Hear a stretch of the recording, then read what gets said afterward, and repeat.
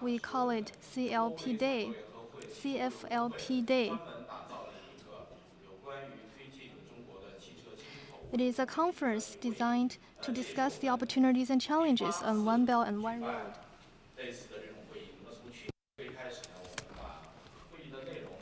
Since last year, we started to expand our topics, not just to focusing on about exporting, but also importing of automobiles. So first of all, I would like to introduce the panelists today in our discussion, including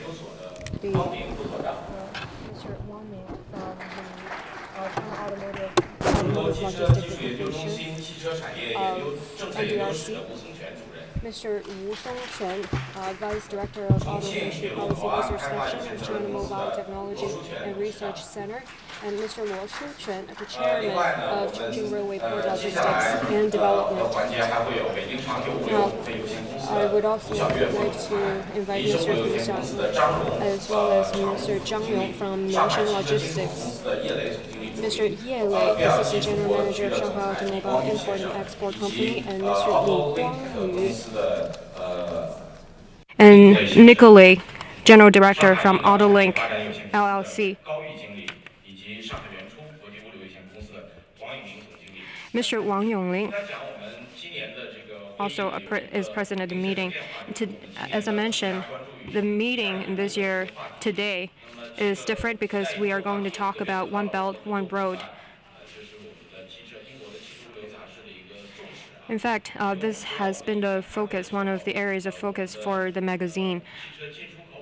I remember in the past conferences, we used to have a section on automobile logistics, and when we discuss of what we're going to talk about, and we all agree that we should have a separate section for One Belt, One Road because it's a national strategy. And the logistics magazine plays great importance on this One Belt, One Road policy. That's why we are going to have a separate session on this one.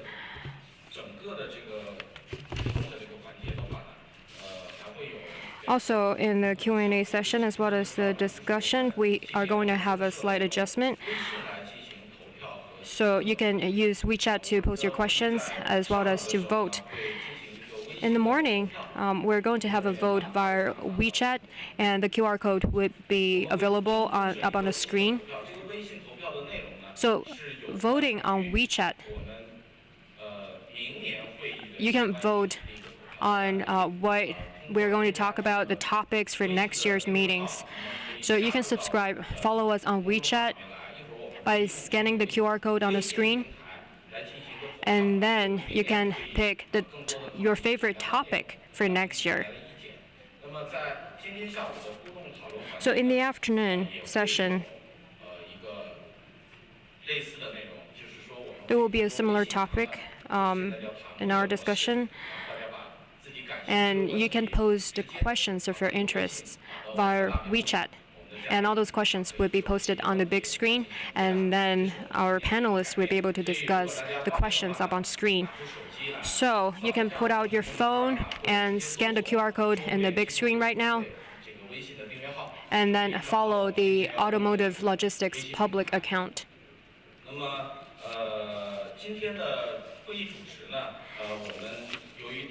So today we're going to talk about One Belt, One Road first. So we have the honor to invite the Associate Dean from the Beijing Jiaotong University School of Traffic and Transportation to moderate the session.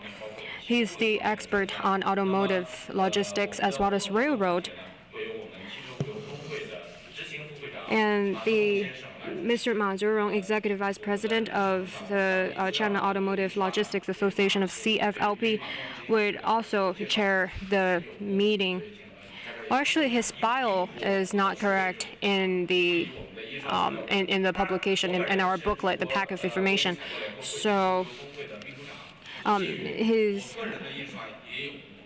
Well, actually, my name is Zuo Xingyu.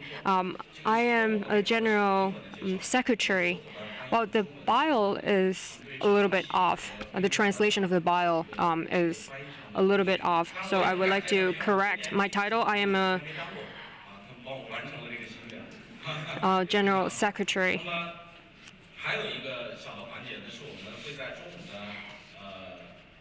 At noon, right after the tea break, as well as in the afternoon's session, we're going to have a lot drawing, which is sponsored by the Automotive Logistics as well as the U.S. United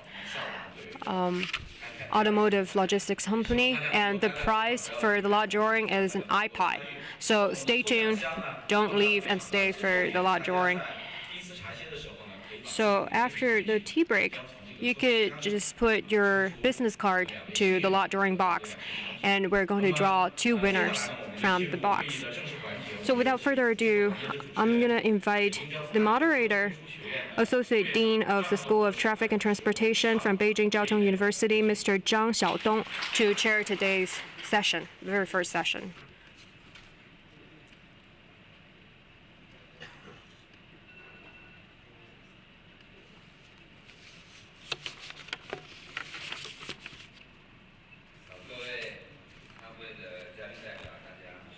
Hi, everyone. Good morning. It's my honor to be here to moderate today's very first session. Well, yesterday, we have talked about the Chinese characteristics of what's so special about the automotive logistics here in China. In fact, automotive logistics has always been very important. The internationalization of automotive logistics has been the talk of the town. Well, if you ever pay attention to the news yesterday, the GDP figure was just published.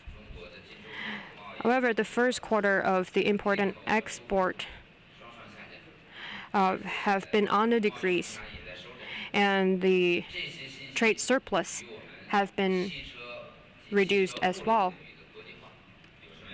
So what does it have to do with the internationalization of automotive logistics in China?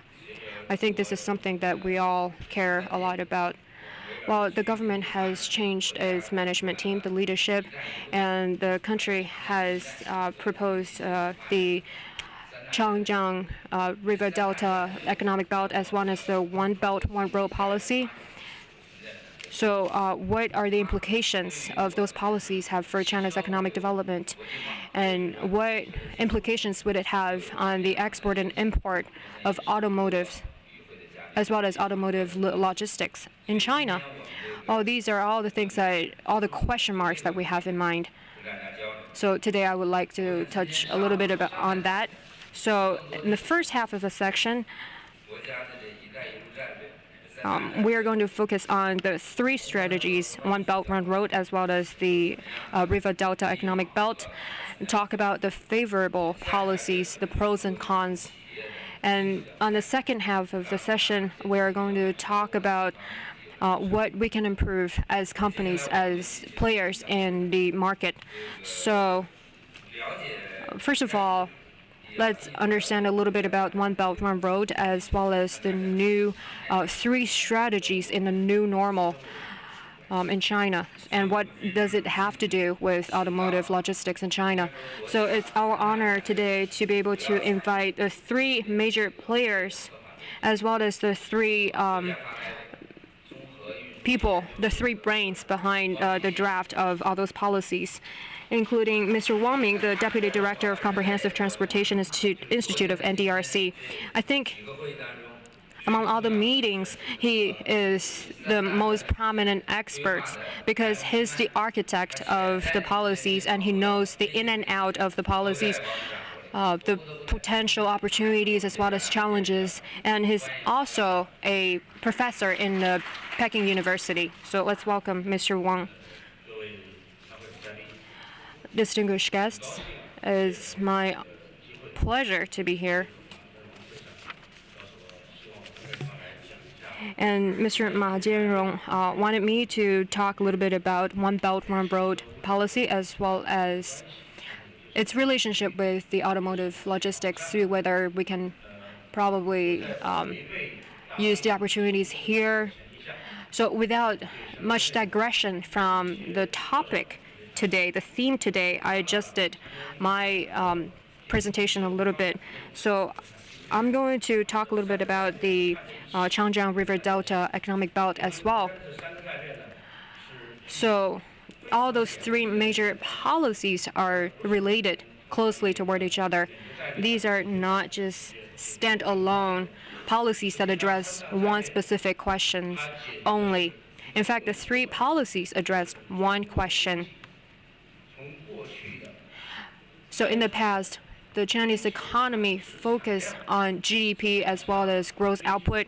So how are we going to transfer or switch gear toward upgrading our industry?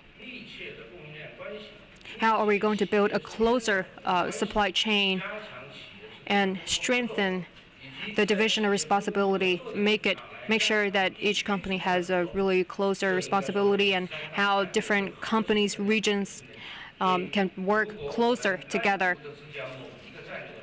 Addressing one specific question or simply looking at all those different three strategies in silos means we could not understand all those questions fully. So today I'm going to just give a very brief introduction of the three strategies, because One Belt, One Road is still more of a vision than an operational reality. So we're still trying to figure out the details. There's still no implementation details. And there's only one document about the opinions of the Yangtze River Delta economic belt. So there's still a long way ahead before we can actually coordinate and be prepared for implementing all those strategies. But once all those preparations is done, we can release the detailed documents for your reference. So I would like to start talking about the policies. Now, Mr. Zhang Xiaodong just cited China's GDP figure, which was released yesterday. Well, a developed country would be really happy with a 7% GDP growth. However, China's economy usually has little value added, and 7% is a little bit underwhelming. So yesterday, a leader from the central government visited the northwest of China. Mr. Li Keqiang, Premier Li Keqiang, visited the northeast of China because it's the first region that has a negative GDP growth. So he felt a little bit embarrassed. In the past, the Chinese economy was driven by three pillars. The first one is export. However, because of the sluggish economy in the West, China's exports suffer, and it has hit the bottleneck. So the data doesn't look good at all. Also, the domestic demand will require a long-term process. It simply takes a long time. So we're in the automotive industry, and as you know, if a person has 3,000 US dollars per capita, then there would be an explosive growth of the automotive industry. So domestic demand would boost the automotive logistics a long way. However, we are still a long way away from the 3,000 US dollar threshold. Now, currently the GDP per capita is only 1,500 US dollars. So with a waning exporting industry and a really weak domestic consumption, we're at a very difficult conjunction. So it's not likely for us to say use another round of QE, injecting another 4 trillion RMB to boost the economy. So in order to solve all these problems, we need to use our new thinking to adjust the structure as well as our pattern of development, and at the same time, we need to make sure that different countries at different stage of developments could work closely together in industry, economic development. But first of all, we need to make sure that different regions inside China are working closely together, or else it would be a little bit far-fetched to even just talk about cooperations or partnership among different countries. So it simply wouldn't work that way. So we have to make sure that there is enough partnership inside different regions in China. So first of all, we would need to make sure that there's enough close relations, economic partnership among different coastal cities, major cities, and also make sure that the East Coast is working really well with underdeveloped regions in the mid, as well as in the west part of the country. And then, if we are able to do that, we would focus later on the partnership with other countries around China and farther away from China. So I think we should take it one step at a time. And this is a little bit of a context under which the three major strategies are made and developed. So all this is sending a very clear message that is China is going to improve the structure of its economy. And the economic work conference last year, the message was very clear. Through all those three major strategies, China is going to change from a really fragmented way of developing its economy to a more, say, linear, a kind of economic structure with clearer pattern, well organized. So we think that, first of all, we're focused on the partnership among different cities in China, and then later move on to the partnership with other countries. So all this requires a lot more investment, the development of cultural industry, as well as the cultural partnership and exchanges with other countries.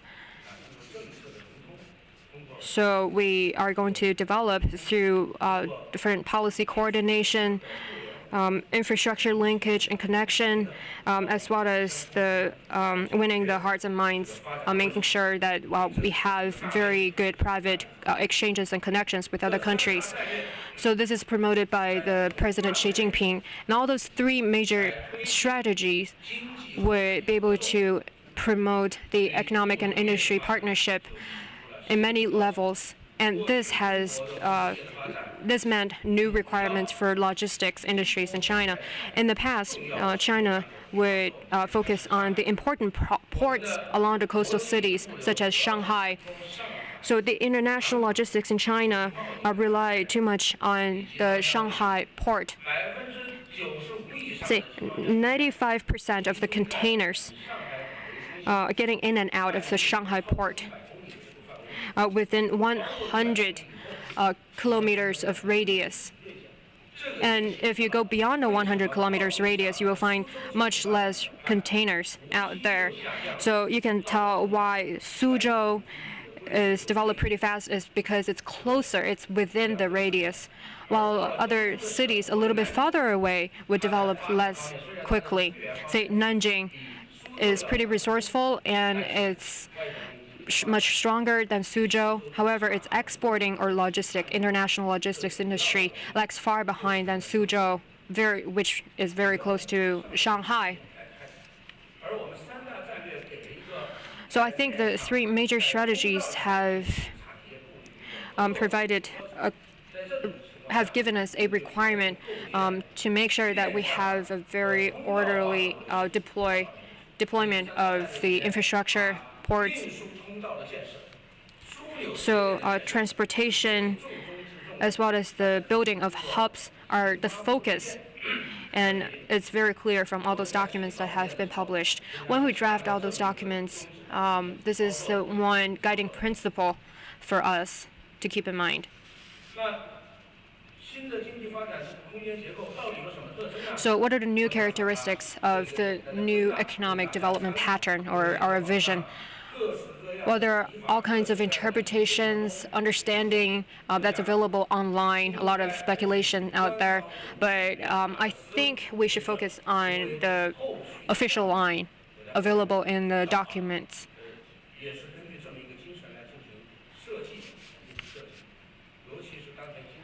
So now, currently, China's economy is a little bit sluggish, so we'll probably prioritize many of the industries that would continue to put the economy forward. So such projects or such industries would be prioritized and favored. So in 2008, we injected 4 trillion RMB into the economy, and this time it would be a lot different. Our position or our way of thinking from the 2008 move would be different. So I would like to focus on 4 things. The first is to make sure that the economic industry deployment or the economic pattern would be deepened. It's a little bit abstract. And the second is to make sure that we could participate in the international division of labor, making sure that we have a role in the international market. Now, China is pretty labor intensive. So while we are not competing with neighboring countries because we are farther ahead in those labor intensive industries. The third thing is to nurture the city clusters or complex. That means that we should encourage the cooperation among different cities. And the fourth is to make sure that we have very strong road as well as sea-based infrastructure. So in China, the major problem does not only lie in the adjustment of the industrial mix, but also improve the efficiency of the different industries. Internationally, we hope that the other countries can connect with China in different levels and tiers of industry. Now, number 3, through the coordination of the industries, we can change the traditional industrial mix and add the value-added part in the value chain.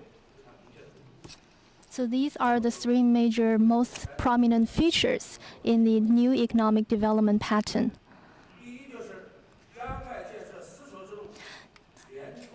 Now we are also going to accelerate the development of the Silk Road and the new economic development belt. In the past, we mainly connect with the outside world through the waterway. However, today we hope to connect to the other parts of the world via the western part of China. Connect the western China to Europe, to Africa, so that the biggest part in China, in western China, with the largest areas, will help to solve some of the problems, the unbalanced development issues in China, so that we can conduct more fruitful industrial collaboration. This is true for the Yangtze River Economic Development Belt, but also for the Maritime Silk Road. We'll leverage the Yangtze River waterway to participate in the international division of labor and international competition. Through collaboration, we can improve China's competitiveness in the international market. Additionally, we need to explore new ways of economic cooperation. Well, in the Yangtze River Delta region, we have over 40% of China's population and economy. If we can successfully conduct close economic cooperation through the Yangtze River Delta, we can play an exemplary role and guide the development of the other regions in China. That's why we want to start everything from the Yangtze River Delta. We started drafting the documents as early as 2013 and published the document in 2014. it took a whole year to finally complete this document because we want to work down those basic mechanisms. Cross-regional cooperation should be the prerequisite. So we conducted a pilot in Beijing-Tianjin region and Hebei provinces.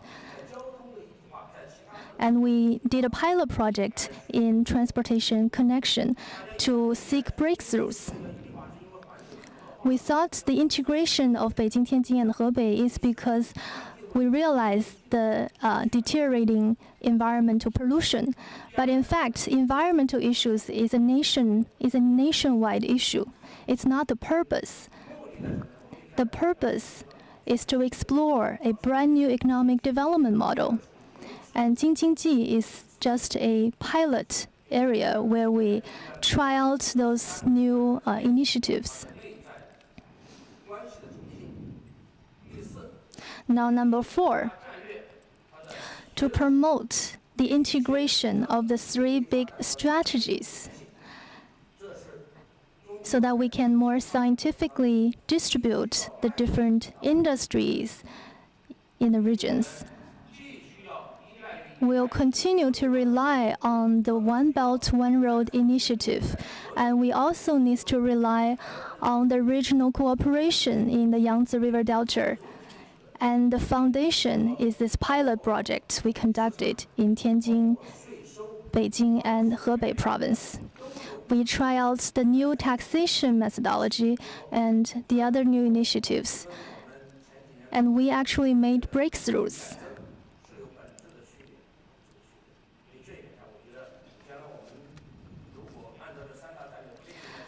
If we are going to continue the 3 strategies and roll it out to the rest of the country, we are going to see a transformation in China's economic development model.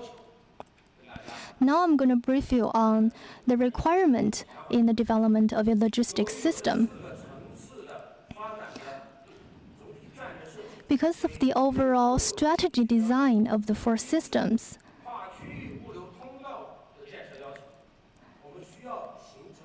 we need to develop a domestic and international and intercity logistics channel.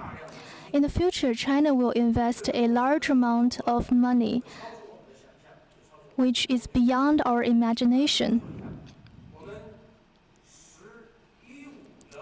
In the 11th five-year plan, the total investment in transportation was 6.7 trillion. If we're going to deploy the 3 strategies, the domestic investment will exceed 15 trillion RMB. Especially within the urban cluster, we are going to develop highly efficient railroad network supplemented by the rail network. This will exert dramatic changes and influence on the existing network. We're going to develop these transportation hubs only within cities, but we're going to develop those hubs based on the city clusters.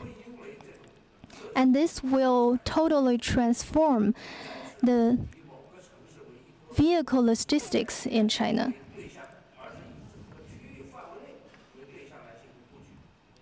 And the total layout strategy will also be transformed.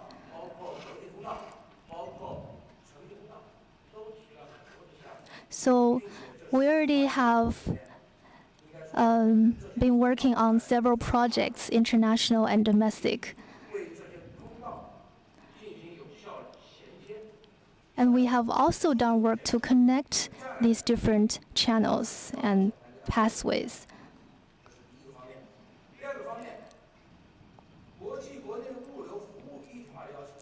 Now, the integration of international and domestic logistics system.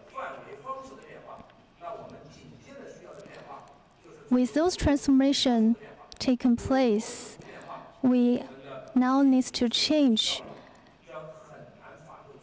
the infrastructure deployment. In logistics development, we need an intermodal transport system and also supporting systems.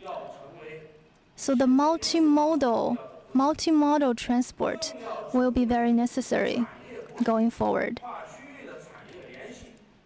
It helps to connect the industries across different regions and can greatly boost our logistics efficiency.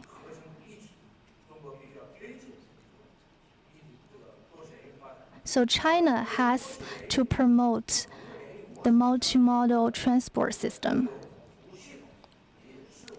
The supporting logistics system will also need to be improved. So I think it's very important for the companies to think about these issues strategically.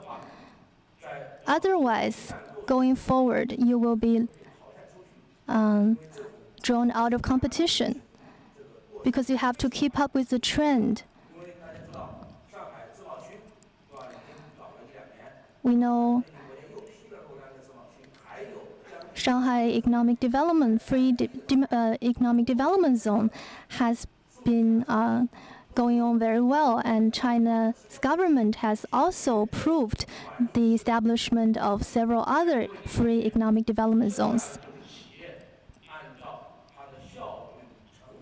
So in the future, the companies need to improve their efficiency in industry layout. If they don't have a strategic perspective, if they only focus on the exports, the customs clearance business or the forwarding business, it's very difficult for them to grow bigger.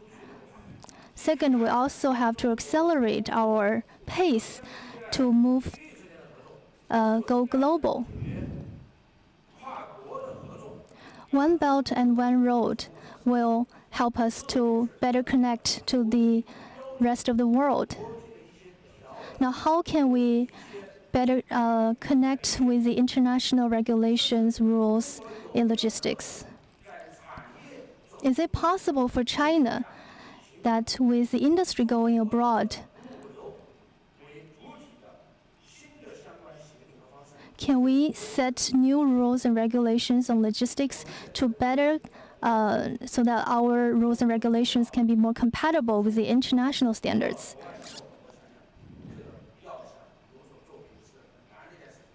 Otherwise, it's certain that we're going to counter setbacks when we go abroad. We should no longer be merely transportation companies. We are not only moving the goods. We should focus on the comprehensive logistics network so that we can better adapt to the international market. There's still a long way for us to go.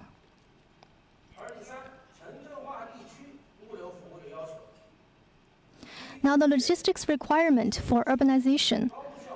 We first need to develop a highly efficient logistics service network across different cities and regions.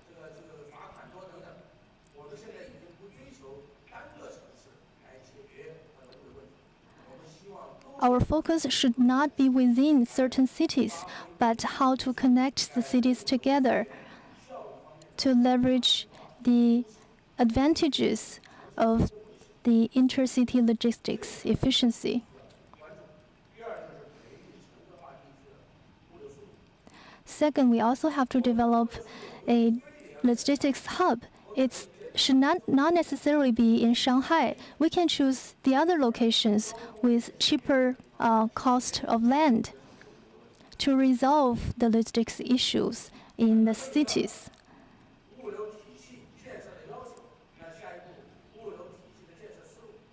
Now, what will be the guiding principles for the development of logistics system? These will be the issues for the 13th five-year plan of China.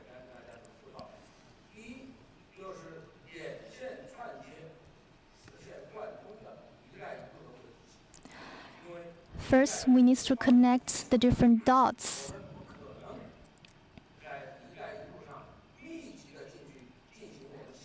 One Belt and One Road initiatives includes a large areas.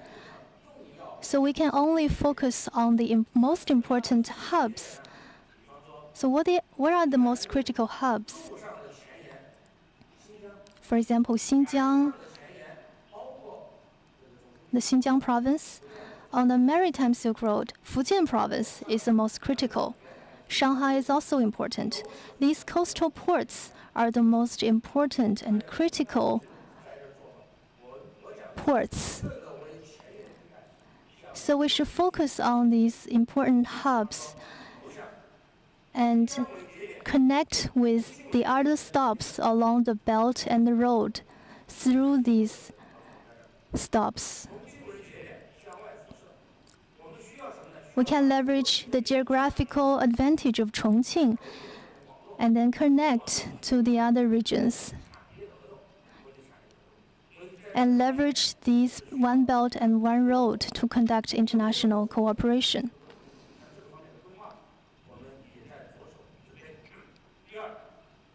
Now we are preparing for that. Now the Changjiang logistics system, which integrates rail, waterway, and airway.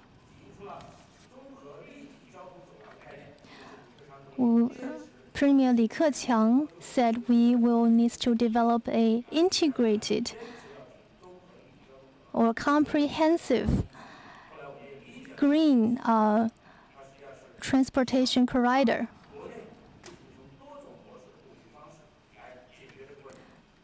Because he wants to solve the logistics problems through the combination of different models of transportation.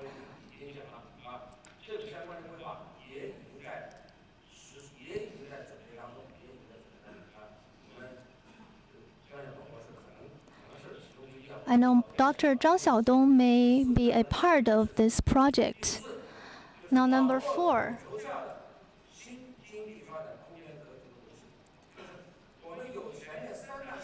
A new integrated logistics system, which is web-based. An international integration. So the logistics system can support the development of new economy. Now, what are the strategies? For the overseas part, we should focus on the collaboration with the relevant parties and countries instead of only relying on ourselves. So an overall coordination is critical. The companies need to go abroad. Companies should play the leading role instead of the government. Now, domestically, a key issue to be resolved is we should prevent the localization of the central government strategies and policies. What do I mean by that? Because these local governments are proposing their own projects. But this is dangerous because we actually need a centralized, a coordinated, nationwide logistics system. So what are the most strategic logistics systems? These are the systems where the companies have the right to choose, but they should also get the guidance from the government. There's also needs to optimize the logistics system to design the pathways. Number 3, rely on important strategic hubs to develop the service system so that the facilities and the services will be integrated.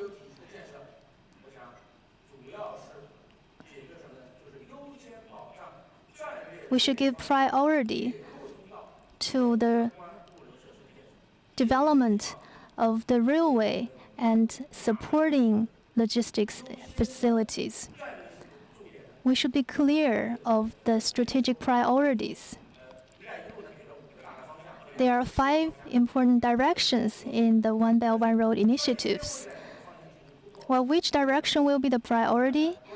I hope you can closely follow China's latest policies. In the priority areas, the existing industries need to be upgraded, and the international industrial systems also needs to be integrated. Last year, we went to Indonesia to visit, and we did some research on the system in Indonesia, and seems a lot of Chinese companies have already gone abroad. We hope with the One Belt One Road initiatives, with the strategies in the Yangtze River Economic Development Zone and the Jing-Jin-Ji pilot zone, I hope the Chinese companies can seize the opportunities and realize a new level of development to change the traditional model and get out of the existing difficulties.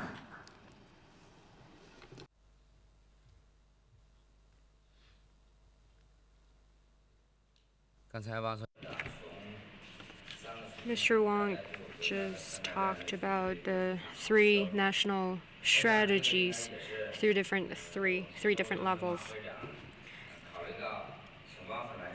Well, Mr. Ma, when thinking about asking Mr. Wang to explain the policies, what he was thinking was that he was the brain behind it. He knows a lot of how the policies came into being. So in the new normal, China has focused a lot on setting a new road or new path for its economic development as well as the industry development. So I would say that the presentation is really insightful, detailed, in-depth. And if you have listened closely, then I'm pretty sure that you have a better read of the next step of the central government. And you would also have a better feel of the potential out there for further cooperation between the Chinese companies with foreign companies. So I would like to thank Mr. Wang for his wonderful presentation. So he talked about the macro level of national economy policy, while he didn't really touch upon on automotive logistics. So to complement his presentation,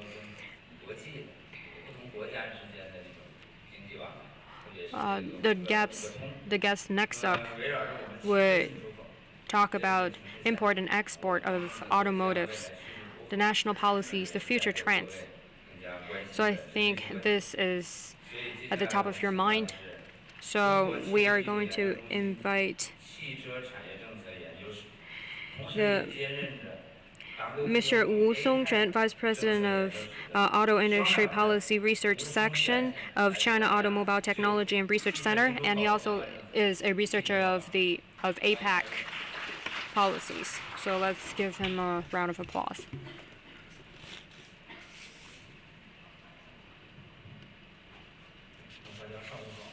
Good morning, everyone.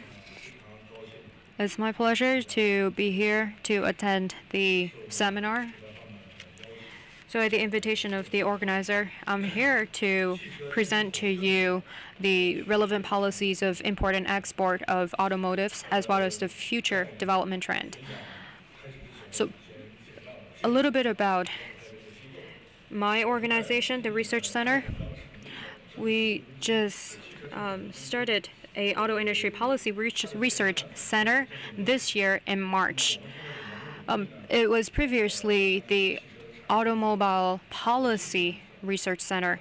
So the center looks at the trade policies, the technologies, as well as the aftermarket policies. So in terms of trade policies, we mainly focus on export and import, as well as the policies promulgated by NDRC as well as the Ministry of Commerce.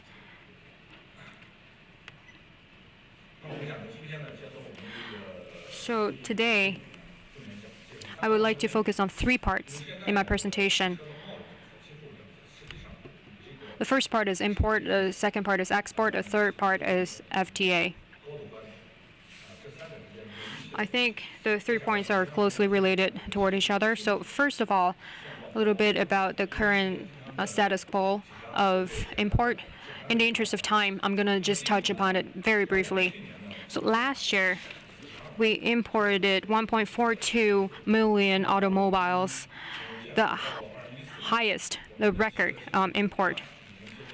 Well, actually, over the last 13 years or so, around 2011 to 2014, we have imported over 10 million automobiles. There are 4 stages of automobile import in China. So I'm going to share with you the presentations, so I'm not going to go over all those 4 stages. Last year, we imported 1.42 million, up 19%. With a total value of over $60 billion US. Last year, we imported over 39 billion US dollars of auto parts. So this is a breakdown of what we import. So SUV as well as passenger cars were the main imports. If you look at, well, here are all the further breakdowns of where we imported our cars. Japan, the United States, Korea are the major exporter of automobiles to China, and mostly high-end cars, including Mercedes, BMW, Audi, etc. So a little bit about the policies that are immediately relevant to the industry.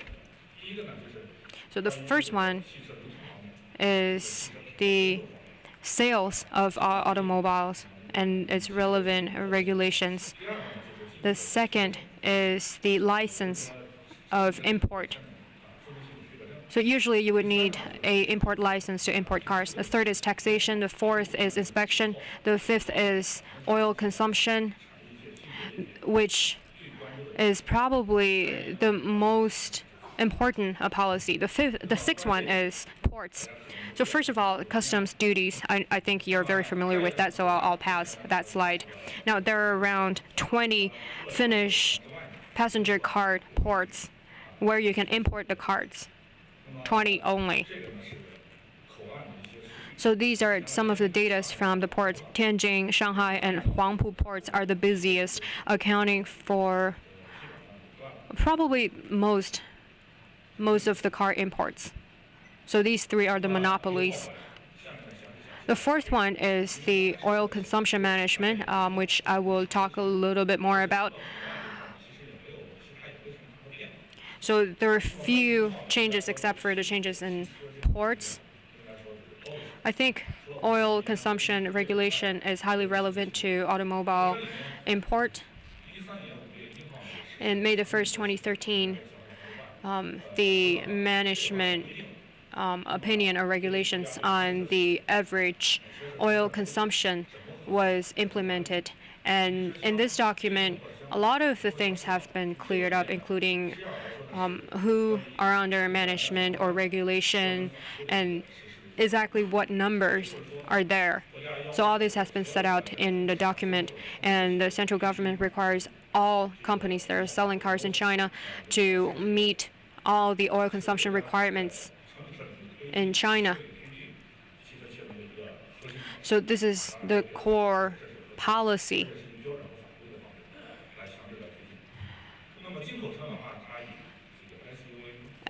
Well, imported cars, including SUV as well as passenger cars, are the major imports. So I would say that they face even more strict regulations. So a little bit of the standards of passenger cars. Well, starting from 2005, all of those passenger cars will have to meet certain requirements. And in the second stage, starting from 2008, the third stage starting in 2012 to now. In 2013, the Ministry of Information has published a rule on measurement, and last year, more measures on exhausts were promoted. So we have a bonus point scheme where we use to measure all different index.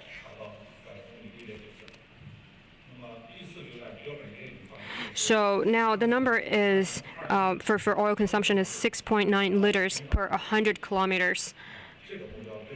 And the goal is to lower it to 5 liters. And I think this is challenging, not just for importing cars, but also the cars that are going to be exported from China to other countries.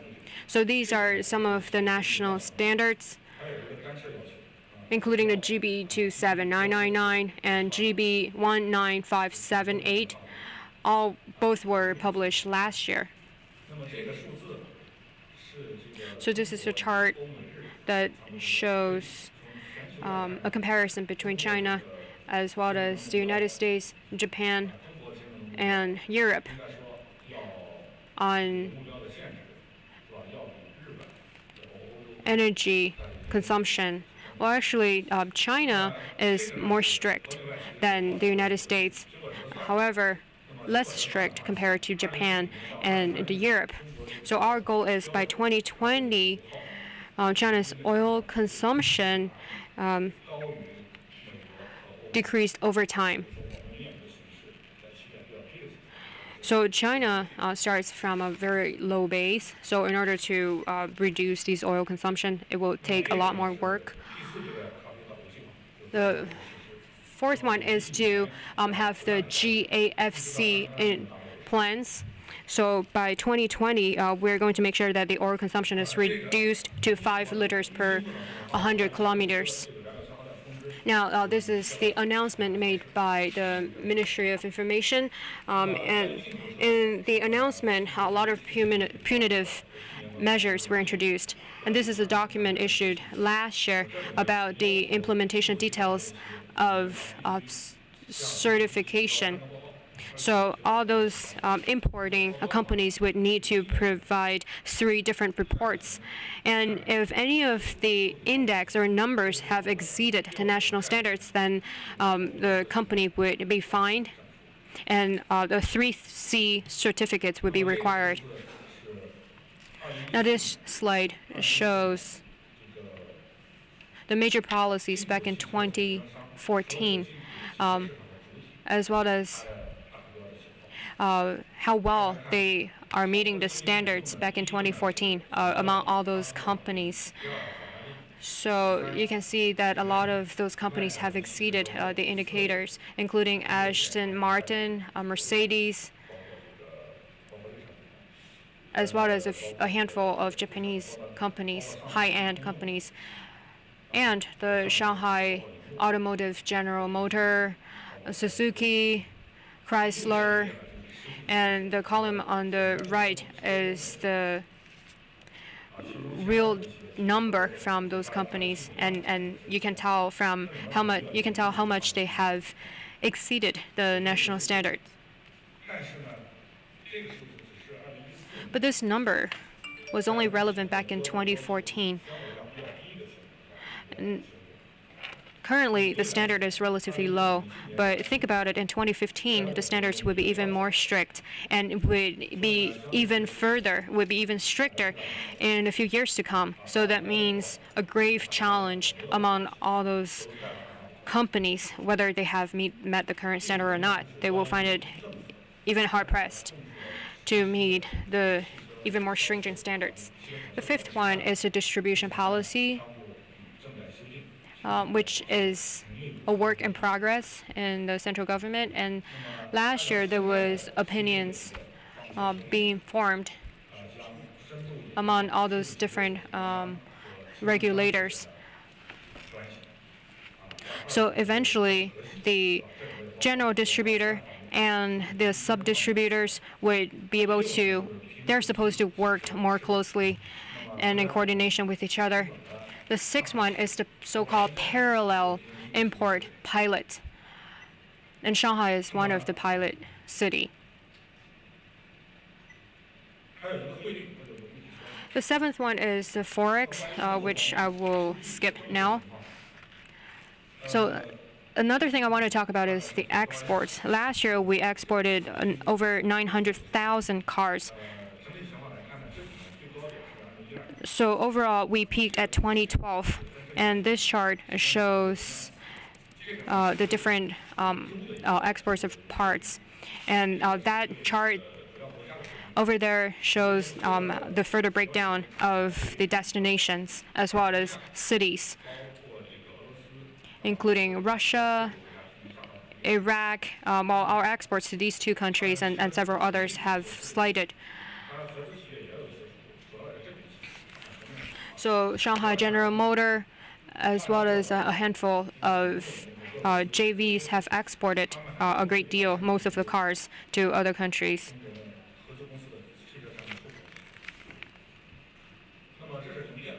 Well, these are the data of the parts. Well, because we're running out of time, so I'm going to skip all that. So there's also some information about foreign investment, a little bit of the policies of automotive exports. There are several opinions regarding the policies, and I will skip that as well.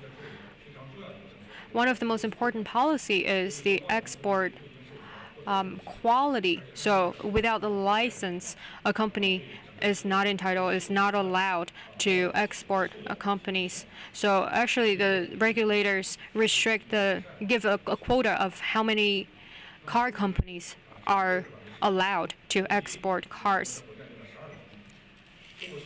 Now there are 12 exporting base, the so-called automotive exporting base in China. Also, all those cars will be sampled for inspection. We think that in the future, the export companies' qualifications will be further defined, and stronger players will be encouraged to export more, and they will receive even more support from the agencies. So the third pillar of my presentation is about the free trade zone.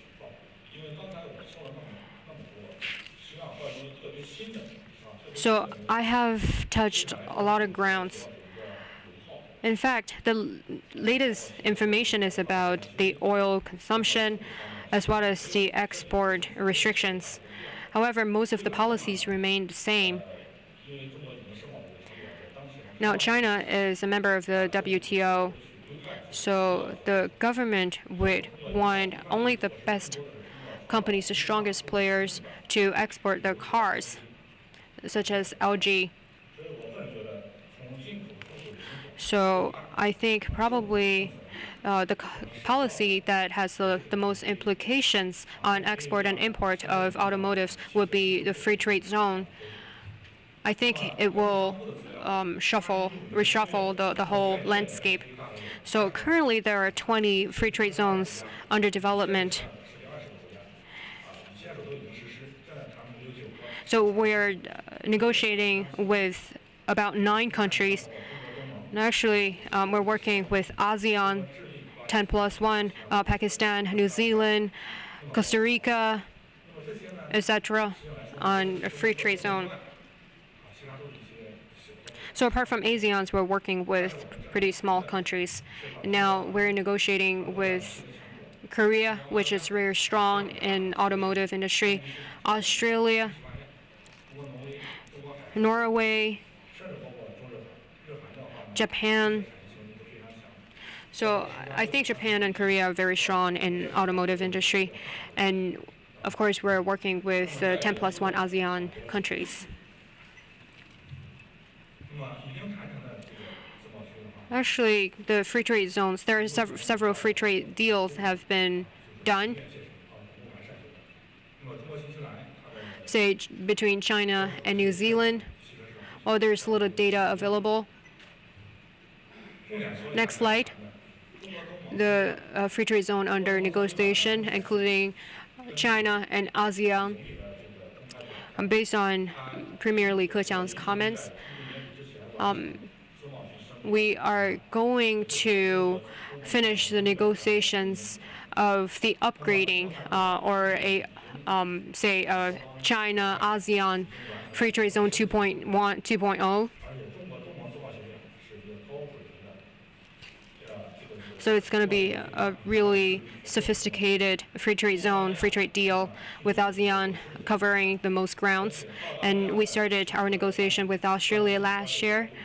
Also, Australia will waive all the custom duties from automotive exports from China. RCEP, hopefully the negotiations will be concluded by the end of this year. Next slide. Among all the negotiations that have been done, first of all, with ASEAN, while ASEAN member countries have made passenger cars and automobiles in general as a very sensitive industry, so there's so little they could reduce in terms of the customs duties, but Pakistan is also protecting its industry, and its import duty is over 50%. Costa Rica, 10%, zero customs duty for passenger cars. We're also working with Chile, New Zealand, and all having zero customs duties for Chinese exported cars. So the current, this slide shows the current customs duties in 2015. Now, if you look at the current agreement of free trade zones for passenger cars, MF is 25. India charged 22.5% for China's passenger cars exports.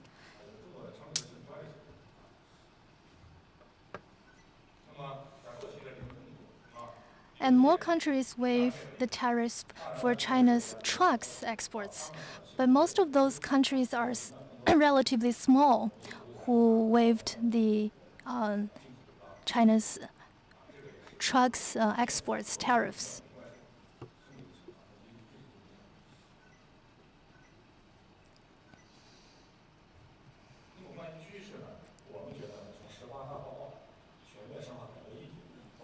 Now let's look at the latest trends in policy. If we read the most important government policies, we know the Chinese government is determined to push forward the free trade zone development. The previous speaker already talked about the three most important strategies. The Chinese officials made comments in several occasions about our determination. And we have listed those countries, the market size of those countries in terms of exports, the tariffs, zero tariff for Japan, 5% for Australia now, and zero in the future. For the South Korea free trade zone, South Korea charged 22.5% tariff for passenger cars, and they will also reduce the relative duties for the other types of vehicles.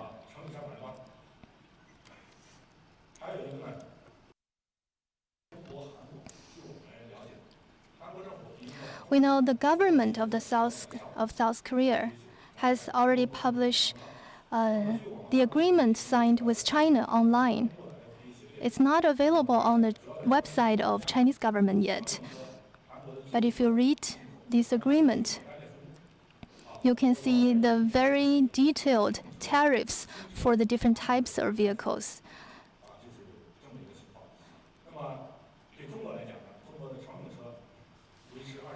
For China's passenger cars, the duty will be remained at 22.5%.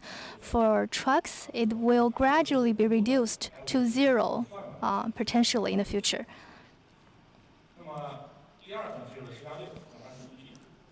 Now, 10 plus 6. We expect to conclude the negotiation by the year 2015. It will involve the most important auto markets, including India, Indonesia, etc.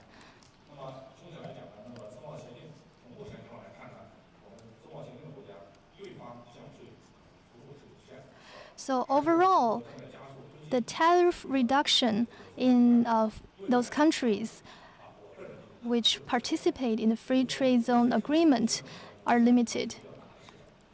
But we also see potential in some markets. And those markets will gradually launch favorable policies for China's vehicle exports.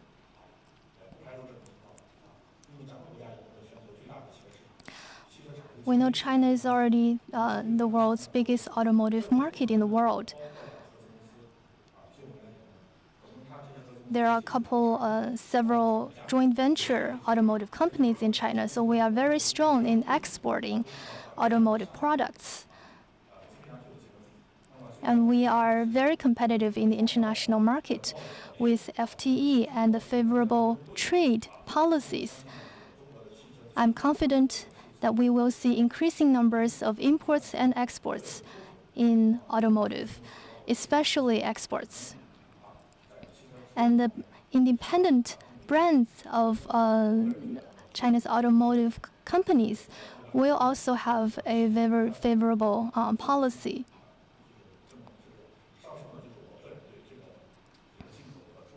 So these are some of my personal observations and ideas. Just some food for your thought. Thank you.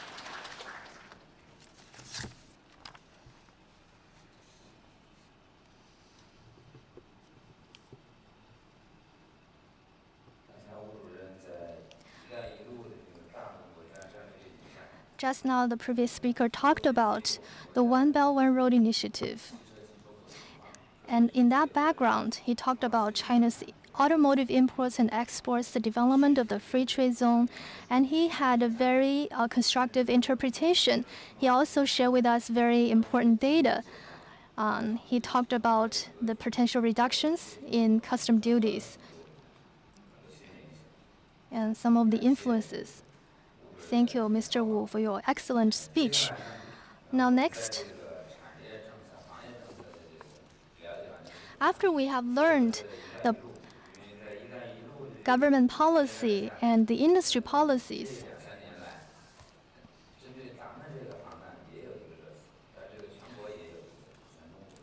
we're going to talk about a very hot topic.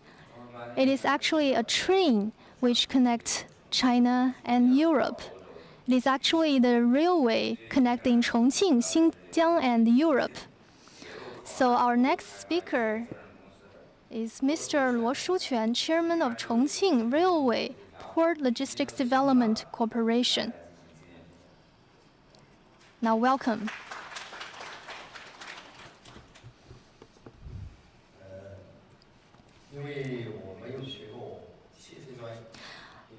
I didn't major in automotive or logistics at universities, so I actually learned everything by myself. I used to be a teacher. I also worked in the local Ministry of Finance.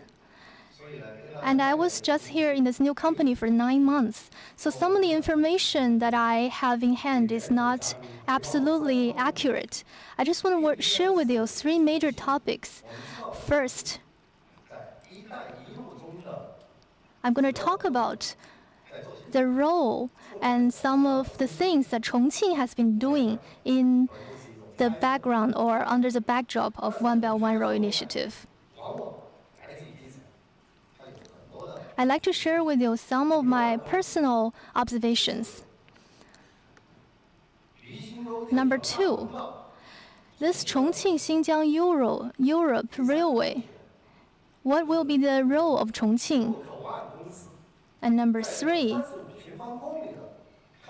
as a Port Logistics Development Corporation, what are our roles and responsibilities? I know all of you are experts in logistics. That's why I'm a bit nervous. So let's come to the first topic. I'm going to talk about Chongqing. When the Chinese government proposed the One Belt One Road initiative, I was thinking about the significance. I think it can be reflected in 4 areas. First, it covers 45 countries, 4.4 billion of population, and 2 billion GDP. It is a very safe economic belt and road. It's very important for China, of course. Number 2,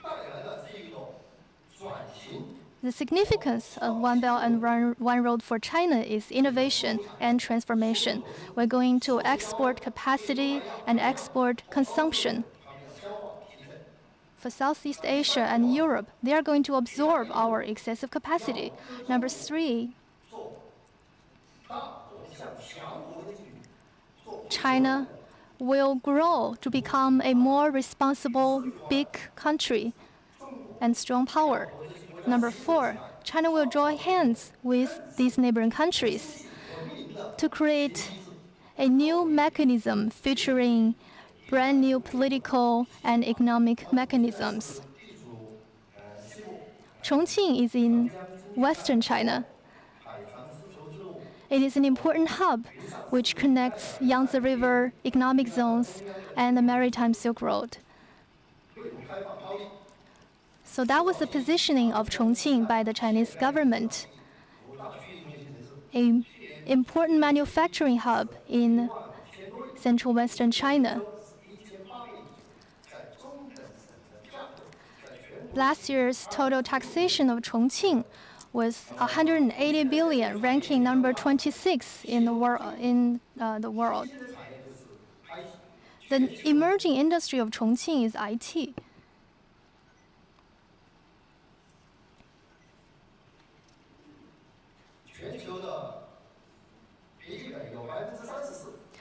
Over 34% of the personal computers produced worldwide come from Chongqing.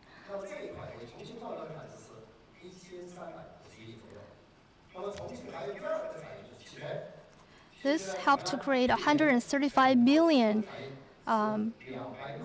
GDP for Chongqing. In addition, we also have the pharmaceutical industries and the steel industry.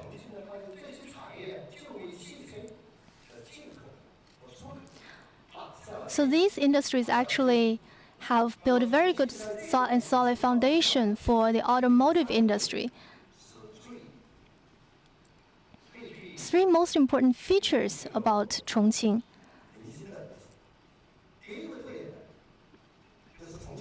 The first feature, strategically,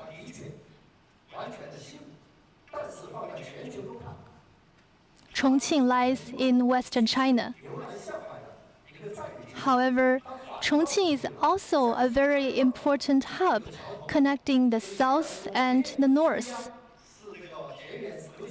Although we said Xinjiang and Fujian are the front end of the One Belt One Road initiatives, but if you connect the belt and the road, Chongqing is the most critical hub.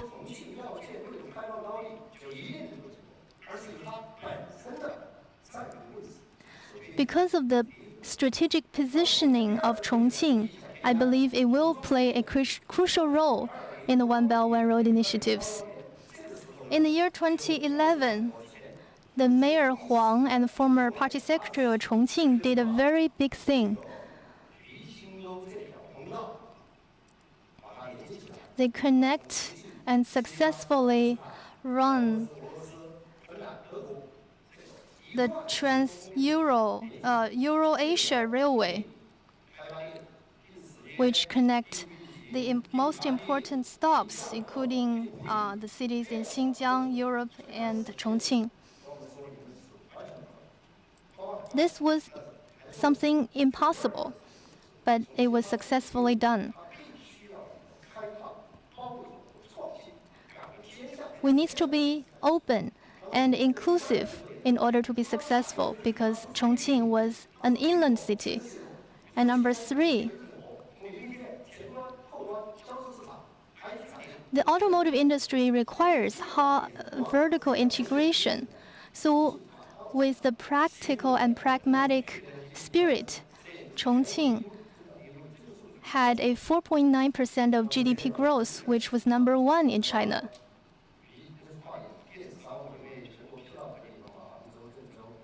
Chongqing is also one of the 5 pilot cities to conduct cross-border e-commerce business.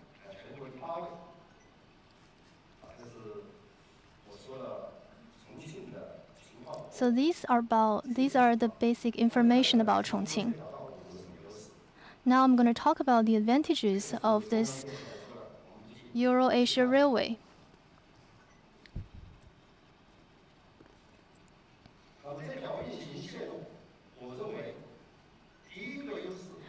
The first biggest advantage of the railway is because of the attention given by the Chinese government officials. We know the Chinese government proposed the development of the maritime Silk Road, and that's when the Chinese government started the overall layout planning of the One Belt One Road initiative. We can see the railway in this map.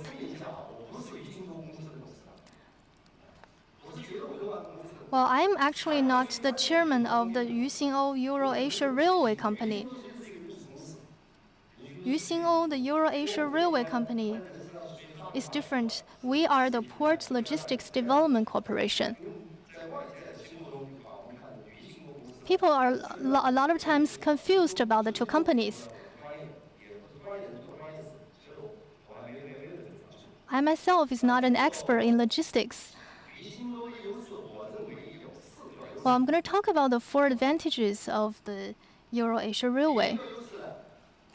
The first advantage, it is super fast.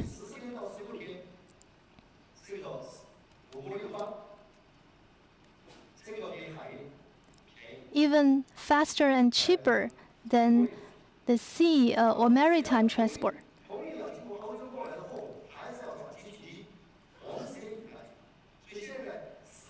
Sometimes it's even more efficient than the airway transport. Second, we are very efficient in customs clearance. We are not Shanghai or Tianjin, but still we are doing very well. Third, we can shorten the delivery time of supply chain. Number 4, safety. So if you consider the 4 factors,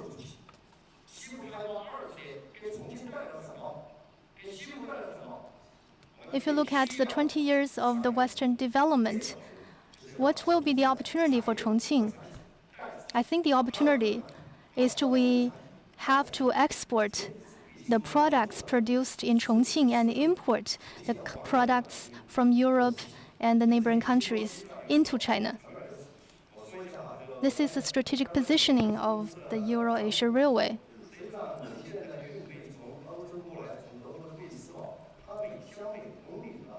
The transportation cost per kilometer per box is 0.65 RMB. It's still higher than the maritime transport.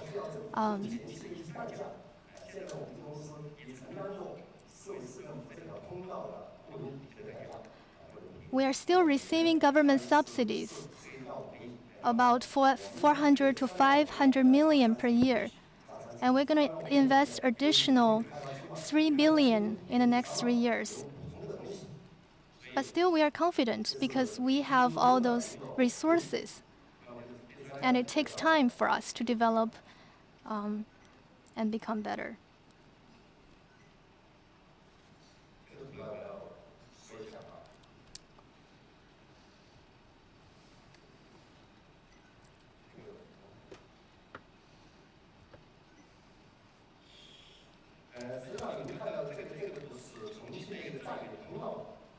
Here you can see this strategic transportation system connecting Chongqing. You can see the 5 yellow channels. and there are also 4 domestic lanes. That's why we call it 5 plus 4. And there's great business opportunities with these 5 plus 4 network. 270 million of people are living near the 5 plus 4 network. So there is very low barriers for access.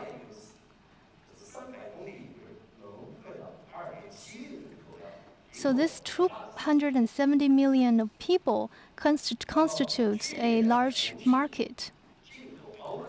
Last year, Chongqing imported 420,000 automotives. If you also count the imports in Wuhan, Hebei, and Changsha, then there is even more. And the sales of imported vehicles in Chongqing is ranking number 1 or number 2 in China. We know people in central and western China really loves automotives, not less than Shanghai or Beijing, those big cities.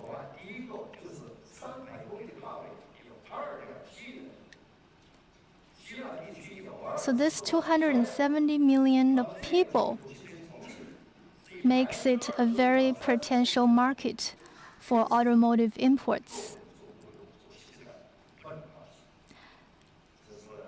It's very good news for the automotive logistics companies.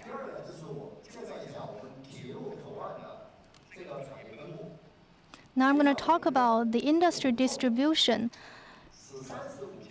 in the areas close to the railway roads. There are 6 important areas. The first area covers 0.58 square kilometers.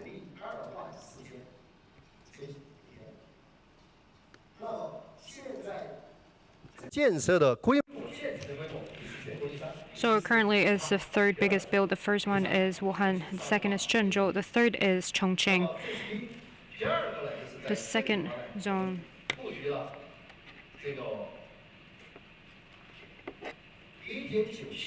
is a 1.9 square kilometers bonded area, type B type of bonded areas around this railway port.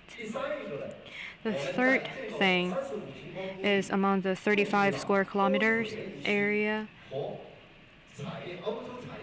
We have facilities that facilitate the trade with Europe. So currently we are doing the comprehensive planning for 6 zones. So I'm very proud. If you walk into this zone, you would find that most of the companies already have a presence here, and the investment as well as the output is higher than the new zones in the Yangtze Delta River areas. And a company would have to bring its headquarters to Chongqing before it can, have an office here in the zone. So this is the high requirements we put on the tenants as well as the clients there who want to have an office in our zone. So this slide shows what we're doing, including the parts of automotives. We are talking with BMW as well as Jeffco and the other world-leading logistics companies. We're just like a toddler. We're inexperienced in automotive logistics. In the past, we would rely on seaway or waterways, and currently only 106 BMW Jaguar as well as BMW are transported through this area. So last but not least, I would like to make 4 promises, I would say. First, in the southwest part of China, we sold 240,000 cars last year, and Chongqing alone accounted for around 1/6 of it at 40,000. So the market is definitely there. It's not something that you could neglect. And also in Chongqing, usually it's very easy to make business success. So if air transportation or anyone who relied on car, air or seaway, waterway transportations, please use our railway, because we can promise you that the fees would be less. And also we have a bonded area here, and you could probably put your bill of lading as collaterals. So I think if you have the opportunity, please come to our railway port and probably consider traveling through this Chongqing Euro railway link. Also, if you're a trading company, you don't need a large area for warehousing, then we would welcome you, whether you're big or small, weak or strong. We welcome you there.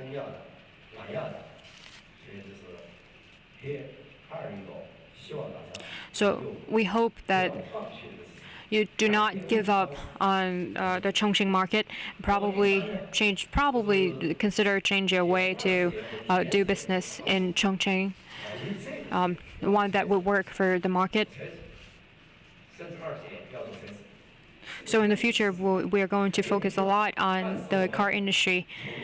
The market is definitely there, and the aftermarket in Chongqing is still underdeveloped, unlike Shanghai and Jiangsu province. So the aftermarket service, as well as financial logistics, are still inadequate. There's still a gap here. So whoever comes first would be able to be the leader. So I think you can consider having an aftermarket service there. So if you have the opportunity, please come to our park. There are two companies out there. The first is the railway development company. The second is the logistics development company. While I'm still not sure what One Belt One Road might mean to us, now we have invested 20 billion RMB, 11.4 billion coming from the government. We plan to invest overall 120 billion RMB in the park. So the rest of the money would probably come from the market or additional source of financing. So I think that the opportunity is definitely there. Well, I'm not majoring in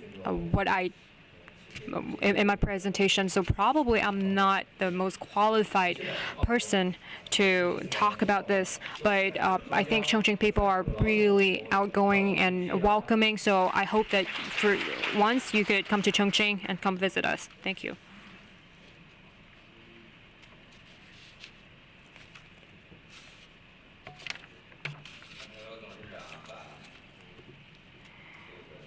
Chairman Luo just talked about the Chongqing Euro railway link. So I was right in my presentation about Mr. Luo. And just as Mr. Wu said that One Belt One Road is not just about the cities that this One Belt One Road came across, but also the cities nearby, as well as how much impact or ripple effect that this One Belt One Road might have of its nearby cities. And I think the Yuxing or the Chongqing railway link, as well as a couple of other railway links, up till now, I'm being modest, we feel that all these railroads, Chongqing railroad link is probably one of the best. It's the earliest, most efficient, with most trains, most frequently traveling among different stops. So I would like to thank Mr. Luo for his presentation.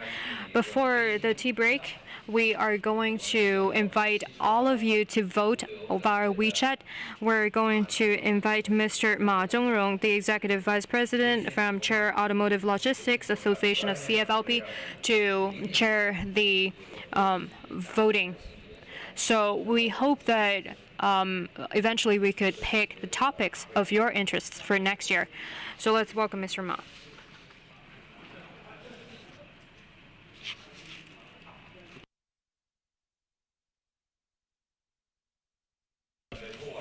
Well, Mr. Ma asked me to chair this session on his behalf. So on the screen, there's a big QR code out there. So please scan the QR code and follow us on WeChat.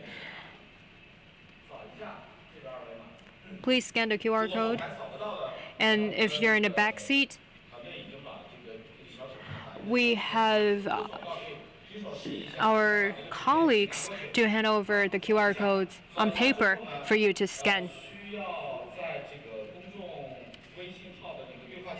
And please type in 互动 in Chinese in the dialog box. And friends from other countries, please ask the help of the Chinese colleagues around you to help you input the characters.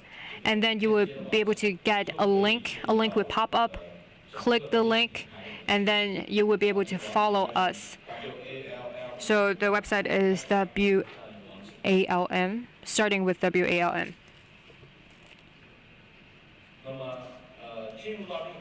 So once you're in, you will see a chat room like interface. And please look at the Chinese menu on the top right of your screen. It says menu in Chinese. And if you're ready, you could vote and pick the topics of your interest for next year. So are you ready?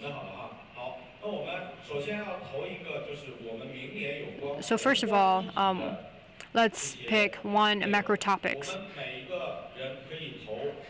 Sorry, several, two. You can pick two macro topics that you like for next year. We have multiple choices, so please pick two that you really want to see next year. So we already see a few people voting already.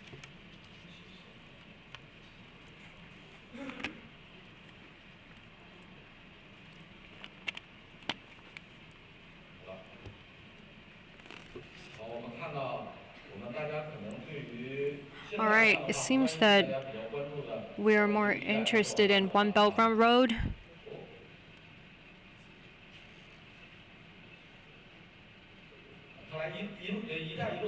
It seems that One Belt One Road is pretty popular, and a lot more people would like One Belt One Road to be discussed.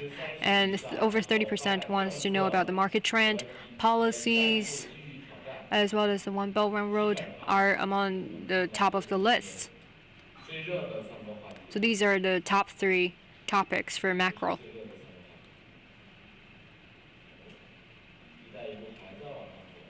So more people are voting for One Belt One Road. So we're pretty sure that One Belt One Road would still be part of our discussion for next year.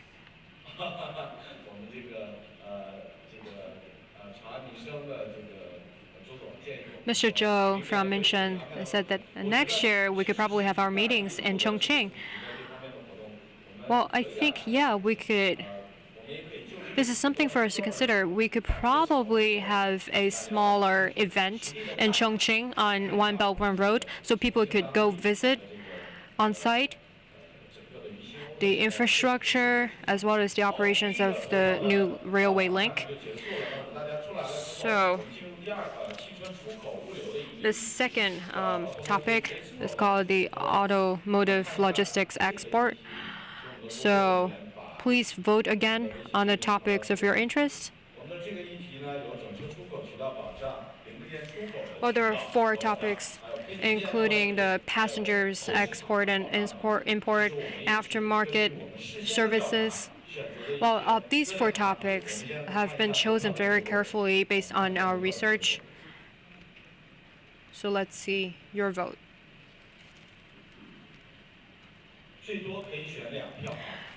You could pick 2 topics.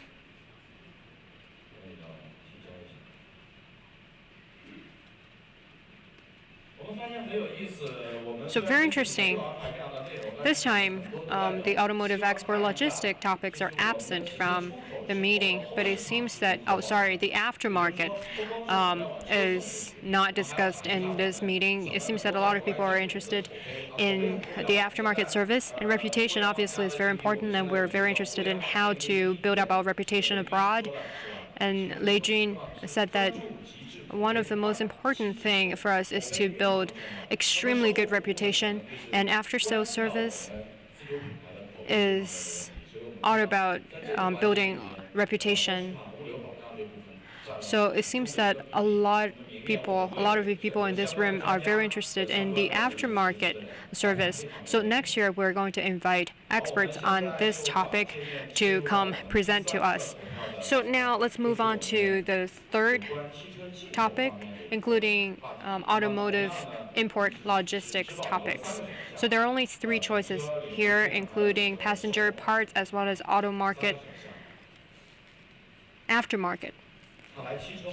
So it seems that the aftermarket is a hot topic now, getting over 40% of the vote. I haven't voted yet, so over 40% of the votes go to the aftermarket. Well, several days ago, we had a seminar in Anting in Shanghai on aftermarket, and the turnout was great. So, and people pay a lot of attention to the combination of aftermarket and the internet.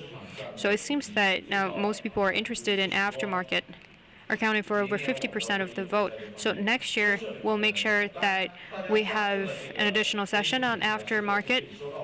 And now you're following us on WeChat, you will be able to be updated, get the latest information of the Automotive Logistics Conference. So if you have any suggestions or comments, you could reach us through WeChat as well. In the afternoon, WeChat will also play a part in the Q&A as well as the discussion session. So I urge you to follow us on WeChat. Not just to have our discussions here, but also extend the discussions right after WeChat, right after the meeting on WeChat. So thank you very much for voting, and I would like to thank all of the panelists that are up on stage, and we're going to have a tea break soon. So, and after the tea break, we're going to be back for the next session. Also, please give us your business card for the lot drawing. Thank you. I'll see you after.